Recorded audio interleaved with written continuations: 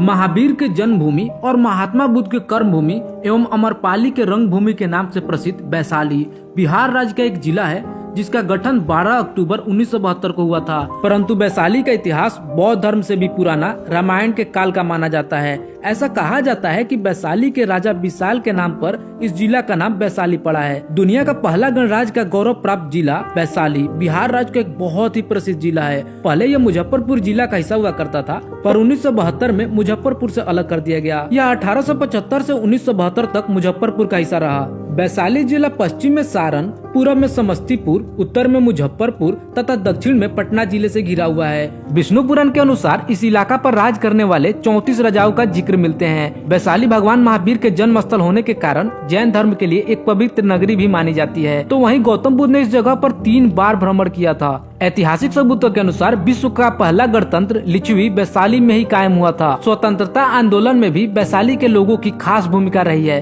भारत की आजादी की लड़ाई के समय महात्मा गांधी ने भी 1920, 1925 और फिर 1934 में 3 बार वैशाली का दौरा किया था। वैशाली जिला का मुख्य नदी गंगा और गंडक है। गंगा नदी के तट पर बसा यह जिला बिहार के राजधानी पटना से महज 32 किलोमीटर की दूरी पर स्थित है। वहीं देश की राजधानी नई दिल्ली से लगभग 1000 किलोमीटर के आसपास पड़ जाती है। वैशाली में 3 अनुमंडल हाजीपुर, महुआ और महनार और 2 लोकसभा सीट एवं 8 विधानसभा सीट है। और यहाँ का मुख्य railway station Hajipur railway junction है, जो कि सोनपुर रेलवे डिवीजन के अंतर्गत आता है। और जहाँ वैशाली की बात हो वहाँ हाजीपुर के केले की बात तो होनी ही है। हाजीपुर का केला बहुत ही ज्यादा प्रसिद्ध है। अब मैं आप लोग को बताऊंगा कि आप वैशाली में कहाँ कहाँ घूम सकते हैं। वैसे तो वैशाली जिला में बहुत सारी जगह होंगी जहाँ पर आप घूम सकते हैं, जिनमें से कुछ मैं बता दे रहा हूँ। पहले तो आप जा सकते हैं राजा विशाल का गढ़। इसका इतिहास काफी पुराना है, महाभारत के समय का। हाजीपुर जंक्शन से इसकी दूरी लगभग 41 किलोमीटर पर है।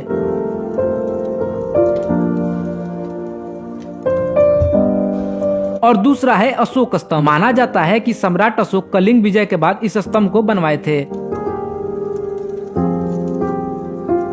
और फिर आता है बौद्ध स्तूप। इस विश्व शांति स्तूप की ऊंचाई 125 फीट है। इस स्तूप में भगवान बुद्ध के अवशेष, सोने के गहने और कांच के सामान रखे गए हैं।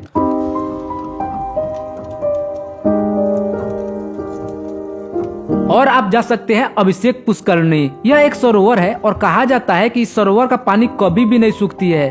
और फिर आता है वैशाली महोत्सव। वैशाली महोत्सव जैन तीर्थकर भगवान महावीर की जयंती अप्रैल महीने के पूर्णिमा के दिन मनाने के लिए आयोजित किया जाता है। और फिर आता है बावन पोखर मंदिर। हाजीपुर जिला मुख्यालय से 15 किलोमीटर की दूरी पर स्थित है। इस पोखर को वर्ष 1402 से 1405 में तिरोहित के राजा शिव शाह ने 52 बीघा में खुदवाया था। और फिर आता है विश्व प्रसिद्ध महात्मा गांधी सेतु, जो कि हाजीपुर और पटना के बीच गंगा नदी के ऊपर बना हुआ पुल है। यह दुनिया का सबसे लंबा एक ही नदी पर बना हुआ पुल है। इसका उद्घाटन मई 1982 में किया गया था। और फिर आता है नेपाली छावनी मंदिर। ऐसा कहा जाता है कि ये मंदिर 500 से भी ज्यादा पुराना है। बाकी इतिहास में जाएंगे तो वीडियो काफी लंबी हो जाएगी।